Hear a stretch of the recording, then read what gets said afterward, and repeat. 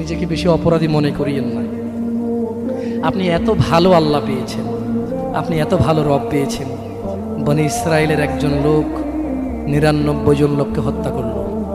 তারপর সে চিন্তা করলো আমার ভালো হওয়া উচিত, ক্ষমা পাওয়া উচিত, জাহান্নামের আগুন থেকে মুক্তি পাওয়া উচিত। বাবা আমি এই জাহান্নাম সহ্য করতে পারবো না, কিভাবে আমি জাহান্নাম থেকে বাঁচব? তখন সে একজন জ্ঞানী লোকের খোঁজ নিল এবং জিজ্ঞেস করলো যে আমার কি ক্ষমা হবে? ওই লোকে বলল যে না না, তোমার তো ক্ষমা হবে না। একবার তারেও মেরে কতজন পূর্ণ করলো? কিন্তু তার হৃদয়ে যন্ত্রণা কমেনি। ওই যে একটা যন্ত্রণা, কি কাজ করলে আমি ক্ষমা পেয়ে যাব, কি এমন কাজ করলে আমি আল্লাহর আযাব থেকে রক্ষা পাবো। সে আল্লাহকে প্রচন্ড ভয় পাচ্ছিল।